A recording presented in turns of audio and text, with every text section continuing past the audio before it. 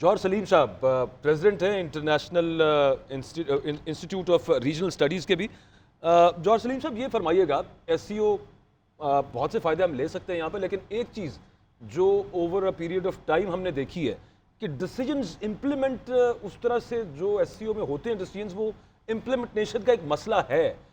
India का China के साथ टिफ होना, मामला अमेरिका के क्लोज होना, और फिर इंडिया का बीच में एक रखना अंदाजी करना, और फिर सैंक्शंस लग जाना मुख्तलिफ ममालिक के ऊपर जो रशिया के साथ या ईरान के साथ ट्रेड कर रहे हैं, और इस सब के बीच में पाकिस्तान का फंसे होना IMF और इधर से चाइनीज ब्लॉक के साथ। How do you see this, where is the way out, Johar Salim साहब? जी देखिए, सबसे पहले तो एससीओ जो है उसकी अहमियत से हम इनकार नहीं कर सकते। ये बहुत एक बड़ी ऑर्गेनाइजेशन है, दुनिया की 40% आबादी इसमें रिप्रेजेंटेड है मेंबर्स के थ्रू। फिर 1/3 दुनिया की जीडीपी इसमें रिप्रेजेंटेड है। फिर देखें, ये 4 खित्तों पे मुहैयत है। इसमें सेंट्रल एशिया भी है, साउथ एशिया भी है, ईस्ट एशिया भी है, और फिर यूरेशिया भी है, तो यूरोप तक भी जाती है। वो सब कुछ है, 10 बहुत ही अहम मुल्क हैं इसमें। ये आपने सही कहा कि देखिए, कुछ जो हैं, बिकॉज एक ये इंटर रीजनल है, इंटर गवर्नमेंटल भी है, लेकिन इंटर रीजनल ऑर्गेनाइजेशन है जो किसी एक रीजन की नहीं है। तो ये उस तरह की ऑर्गेनाइजेशन नहीं है जैसा कि नाफ्टा है या आसियान है या ईयू है, जो फोकस्ड होती हैं, ऑर्गेनाइजेशंस होती हैं, और उनका फोकस एक चीज पे होता है, मसलन इकोनॉमी। या कोई और ऑर्गेनाइजेशन है, मसलन नेटो टाइप है, जिनका टोटल फोकस डिफेंस पे होता है, वो भी बहुत क्लोज निट होती हैं। ये जो है, ये सुपर रीजनल ऑर्गेनाइजेशन है, थोड़ी सी लूजली निट भी है, लेकिन साथ ही साथ देखें, इसका एक ऑल्टरनेट विजन देती है। ये जो आपने मसाइल बताए हैं ना, कि ये वो अमेरिका का इंडिया के साथ और चाइना की कंटेनमेंट और ये सारा कुछ, तो एक्चुअली एससीओ जो है एक ऑल्टरनेट विजन देती है इंटरनेशनल रिलेशंस का। इसकी जो लास्ट समिट हुई थी, जो कि आस्ताना में हुई थी अभी जुलाई में, जो कि heads of state level summit है। इसकी 2 है ना लेवल्स, एक हेड्स ऑफ स्टेट्स है जो वहाँ पे हुई थी, और जो हेड्स ऑफ गवर्नमेंट है जो यहाँ पे हो रही है। तो उसमें ज़रा स्ट्रेटेजिक और जो सिक्योरिटी के और इस तरह के जो है वो ज़्यादा पॉलिटिकल मसाइल पे ज़्यादा होता है, और ये वाली जो है ये ट्रेड और इकोनॉमी पे ज़्यादा फोकस करती है।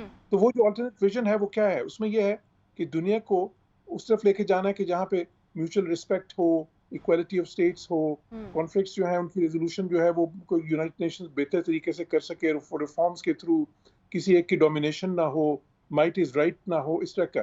तो अब ये जो अल्टरनेट विजन है, ये एक देखें बड़ा एक है, लॉन्ग टर्म विजन है, तो उसके लिए वक्त लगता है। In the shorter term, in the medium term, जो आपकी कनेक्टिविटी की इसमें जो है, मिसाल के तौर पे कनेक्टिविटी का विजन क्या है, इसमें बहुत से मुल्क जो हैं वो लैंड लॉक कंट्रीज हैं। ये सारे जो सेंट्रल एशियन रिपब्लिक्स हैं सब लैंड लॉक्ड हैं। अच्छा, इसी तरह वेस्टर्न चाइना है, वो भी लैंड लॉक्ड है। अच्छा, फिर रशिया के कुछ इलाके भी इस तरह हैं। तो उनके लिए पाकिस्तान जो है वो बहुत ही ज़्यादा एक जो है ना, जिस तरह पाकिस्तान की जो कोस्ट लाइन है, ग्वादर का पोर्ट है, हमारी जो पूरी, और हमने देखें पूरा जो इंफ्रास्ट्रक्चर डेवलप किया है सीपैक का, जिसपे हमने इतनी बड़ी इन्वेस्टमेंट की है, अगर वो कनेक्टिविटी से हम फायदा नहीं उठा सकें, तो फिर वो इन्वेस्टमेंट हमारी जो सी मुकम्मल तौर पे कामयाब तो नहीं होगी ना। तो इसलिए एससीओ के क्योंकि इंटरेस्ट हमारे से ये अलाइन करते हैं रादर हमारे इंटरेस्ट के साथ भी। लेकिन ये जो है इसमें, और इसमें देखिए होता क्या कॉन्फ्रेंस में, इसके जो एलामिया होता है ना, अगर आप पिछली जो समिट हुई है उसका एलामिया देखें, तो उसमें बहुत से मुल्क जो है रुकन ममालिक तजावीज़ देते हैं, उसके लिए फिर मीटिंग्स अलग से होती हैं।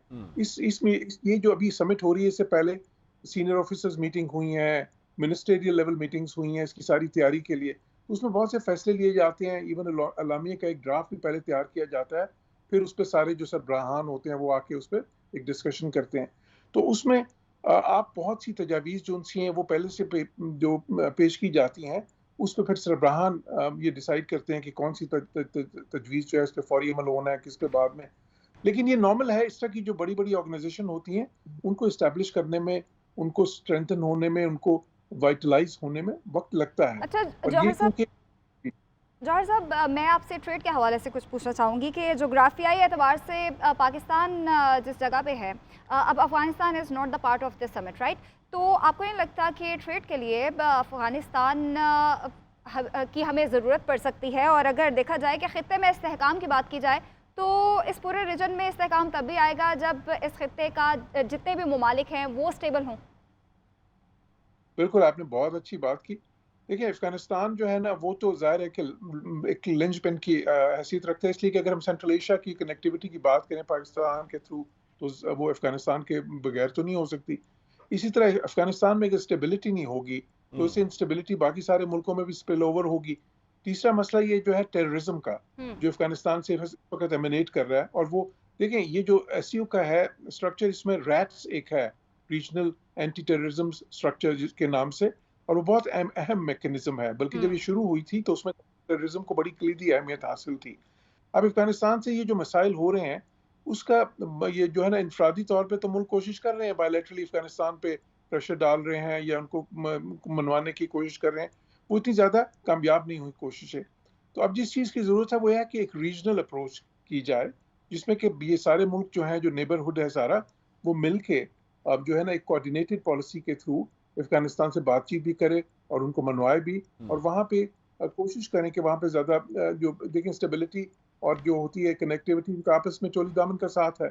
एक चीज़ कायम करेंगे तो दूसरी को वो हेल्प करेगी। तो इसलिए एससीओ का प्लेटफॉर्म उसलिए भी बहुत अच्छा है कि अफगानिस्तान के हवाले से वहाँ पे टेररिज्म वहाँ से जो एमिनेट हो रही है, वहाँ से जो दूसरे मुल्कों में अनफॉर्चुनेटली स्पिल ओवर हो रही है, उसको रोकने के लिए, वहाँ पे स्टेबिलिटी कायम करने के लिए, वहाँ पे सिक्योरिटी एम्बियंस इंप्रूव करने के लिए, और उसको ये कनेक्टिविटी के जो सारा विजन है उसका हिस्सा बनाने के लिए एक रीजनल अप्रोच, एक कोऑर्डिनेटेड अप्रोच जो एससीओ की हो, उसके थ्रू ये मिलके कोशिश करें मुल्क। एब्सोल्युटली बड़ा इंपॉर्टेंट पिछले साल कॉन्फ्रेंस थी जब समिट था उसका, तो उसमें ये रीजनल एंटी टेररिज्म स्ट्रक्चर की बात हुई थी, रैट्स। और आयरनी यहाँ पर ये है कि हमारे बहुत सारे टेररिज्म रिलेटेड जो मसाइल हैं, they are connected to India also true at the very same time. And the irony is कि इंडिया में कॉन्फ्रेंस हुई थी, उसके अंदर ये डिसाइड हुआ था रैट्स वाला। खैर इससे आगे बढ़ेंगे, एक ब्रेक लेते हैं, छोटी सी ब्रेक से वापस आते हैं।